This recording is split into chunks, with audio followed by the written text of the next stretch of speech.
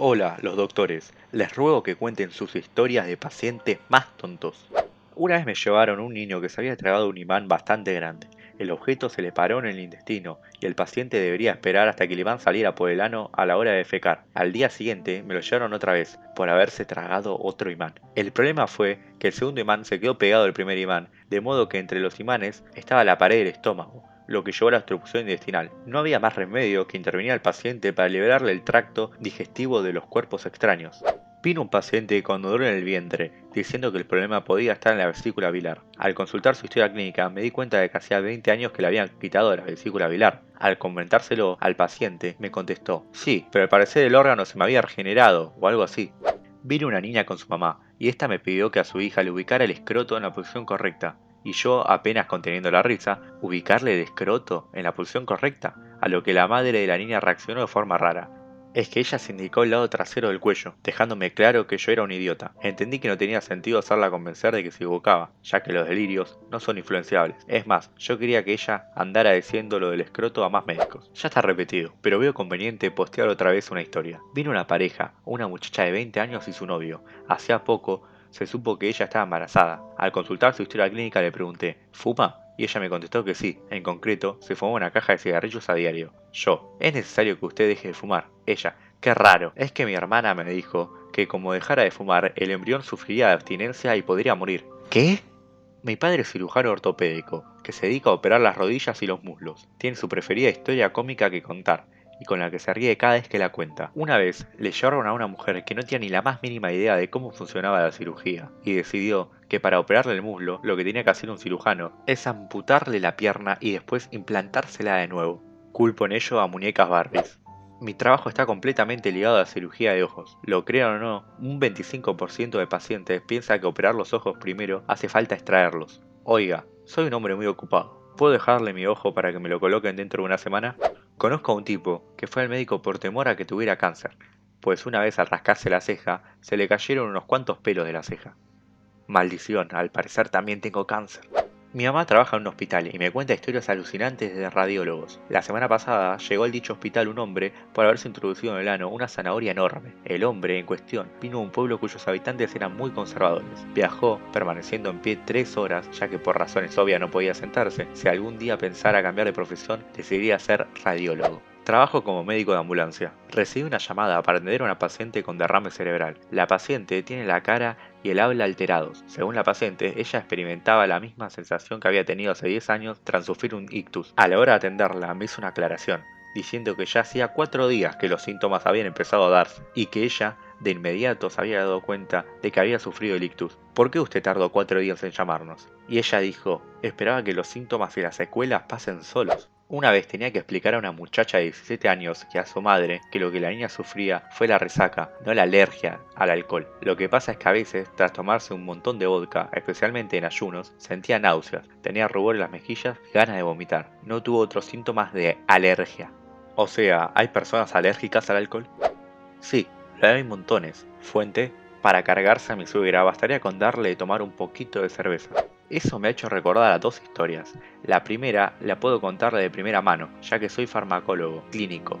La segunda historia me la contaron los colegas que trabajan en una sala de emergencia. La primera: una historia ocurrida en la sala de emergencias, donde un día fue llevado un chaval de 16 años que tenía el pene bien hinchado y carente de su color natural. Por lo que nos contó, él robaba a su madre jeringas de insulina y utilizaba estas para extraerse sangre de una vena del brazo. A su vez, la sangre extraída del brazo la inyectaba en el pene para que éste aumentara de tamaño, lo que llevó al desarrollo de una infección. Eso sí, le costó caro, pues tenía que permanecer una semana en el hospital.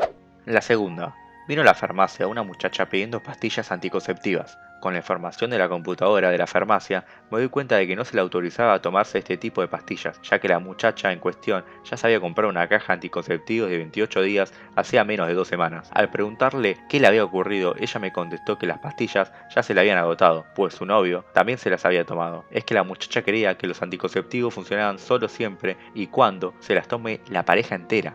Una vez, una abuela y la mamá llevaron a su hija nieta a una sala de emergencias porque la niña presentaba una hemorragia. La cosa es que el sangrado no fue por un golpe o un traumatismo, sino que el de la regla. Pero ni la mamá ni la abuela se animaron a explicarle a la niña qué es la menstruación, cómo se produce, y eso de lo que le estaba pasando a su retoño era de lo más normal, aunque ambas mujeres sabían perfectamente lo que estaba pasando. Lo mejor fue que no tardaron mucho en venir a la sala de emergencias e ir de vuelta a casa.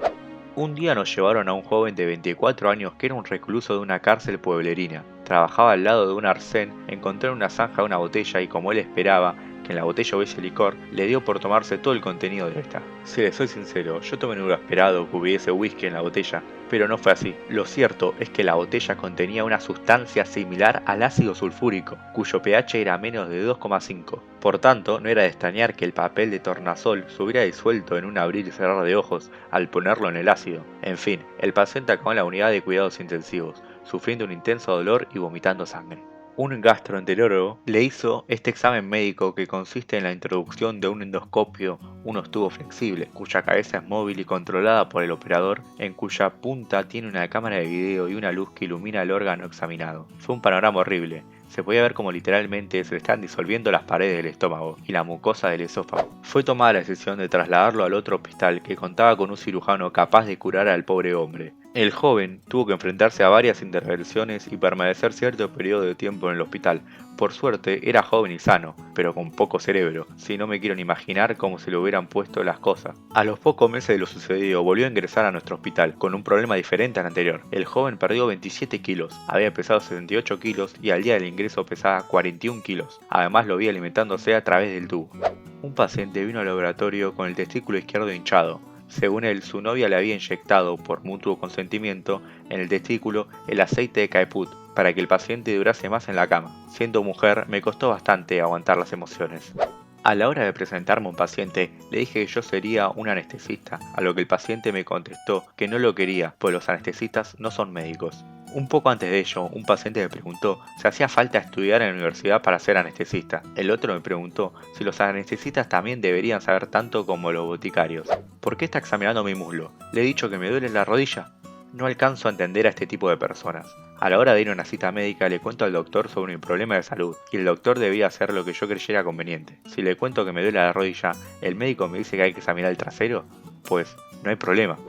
Pues una historia contada por mi amigo que trabaja como ginecólogo y oncólogo, y la que viene bien al hilo. Una vez vino un paciente con cáncer de útero en la etapa 1. El doctor le propuso operarla, a lo que la paciente rehusó su proposición, pues quería probar tratamientos alternativos, más concretamente la de introducir café con enema, la meditación, etc. Ella hasta fue al Dalai Lama a quejarse de su problema médico, quien le recomendó que fuese a su médico.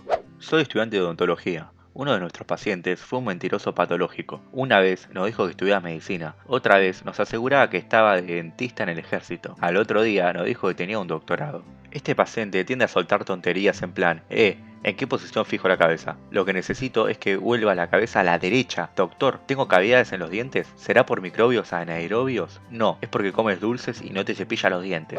Un día vino a una sala de emergencias una paciente resfriada y me pidió que le prescribiera antibióticos, a lo que le dije que los antibióticos no se prescriben si tiene síntomas virales. Pero como la paciente insistía e insistía, tuve que pasarme un buen rato explicándole sobre el virus, bacterias, medicamentos antivirales y antibióticos. Espero que esto le haya servido para aprobar los exámenes de ingreso. Se me ha olvidado mencionar que la paciente estudiaba medicina. Tengo varias historias que contar, la de nuestra sala de emergencia. 1. Un día en nuestra sala de emergencias acudió una mujer por haberle picado una abeja. No presentaba una reacción alérgica ni nada de eso, solo que le dolía la mano. 2. Una mujer vino con su hijo al que le había picado una abeja. Al igual que la mujer de la historia anterior, tampoco tenía ninguna reacción alérgica ni nada. 3. Una vez vi una familia entera quejándose de un problema. La cosa fue que después de haber encontrado un ratón muerto en su casa, se asustaron mucho creyendo que padecían cierto tipo de enfermedad. 4. Una mujer acudió a nuestra sala de emergencias, quejándose por una quemadura de segundo grado, la que supuestamente tenía en el brazo. Lo que ella efectivamente tenía en el brazo fue una herida pequeña. 5. Una vez una mujer vino con un cuento de la vacunación de perros conlleva al autismo de perros. Se pasó unos 5 minutos soltando este rollo. Llegué a una familia a avisarle de una tragedia, más concretamente de la muerte inminente de su familiar, ya que según los resultados del análisis médico, ella tenía pH 6,6 y el ácido láctico 25, a lo que la familia me pidió que yo a la familiar en cuestión le pusiera debajo de los calzones hielo, ya que eso debería hacerla despertar, y yo le dije que ni en broma pensaba hacerlo. Tras la muerte de la mujer, sus parientes pensaron un serio periodo de tiempo en tratar de despertarla. Por motivos laborales tengo que relacionarme con heroinómanos. Lo curioso es que en un círculo de heroinómanos existe una creencia de que al sufrir sobredosis de heroína podrás sacarte a ti mismo poniendo hielo debajo de tus calzoncillos. Pero no le encuentro lógico a esta leyenda urbana, ni tampoco conozco historias reales que la confirmen. Soy oftalmólogo. Le comenté a un paciente que este necesitaba lentes para leer, a lo que el paciente me dijo que no podía creerme. Me vio obligado a contarle lo de la presbicia, también denominada vista cansada, de la que nadie se escapa. A lo que él me respondió algo así como: ¿la presbicia? Anda, no recuerdo haber escuchado que George Clooney necesite lentes para leer. Lo primero es que George Clooney efectivamente las necesitaba. Lo segundo es que no alcanzó a entender por qué te pones a ti mismo a la altura de George Clooney. Hace 25 años, cuando empecé a sufrir una miopía, estaba en una situación similar. Mis viejos no me dejaban llevar lentes en locales, pues ellos creían que los ojos se curarían solos de este padecimiento. Tuve que cada vez entrecerrar los ojos para ver mejor. Obviamente la miopía no me pasó sola, es más, mi miopía ha avanzado. Pues ahora me toca a mí contarle mis historias. 1. Un hombre trajo a su esposa a una sala de emergencias. En la pierna de la mujer se presentaba una llaga que medía 7 por 7 centímetros. Es que se trataba del síndrome del pie diabético, de la que le brotaba el pus de color verde amarillo con larvas. Al examinar a la paciente, ordené trasladarla al departamento de cirugía. Fue entonces cuando su marido se opuso, diciendo que lo primero que había que hacer fue examinar sus riñones. Soltó un: doctor, si que es una herida, primero examine los riñones, ya que estos podrían fallarle a causa de la diabetes. Al menos eso es lo que he consultado en internet. Tenía que pasarme una hora explicándole que lo más probable fue que su esposa muriese de la sepsis que a causa de un riñón fallado. Examinaba a un niño enfermo de sarampión. A su lado permanecían sentados sus padres, que no veían con buenos ojos que se le vacunara a su hijo. Ellos pusieron el grito en el cielo diciendo: ¿cómo diablos es posible de que no haya medicamentos para el sarampión? Yo me puse a la defensiva, intentando explicarles que contaba con una sola medida preventiva a la que ellos le detestaban. Ellos, ¿cuál? Y yo, podría hacerle una vacuna. Ellos, ¿es que también eres del lobby farmacológico? Sí, lo soy. De todos modos le deseo la muerte a los niños. Gracias por su atención. Les pido a los doctores que hayan visto este video que escriban en los comentarios historias de los pacientes más torpes que les haya tocado atender. Que no se olviden de ver nuestros videos. Un abrazo.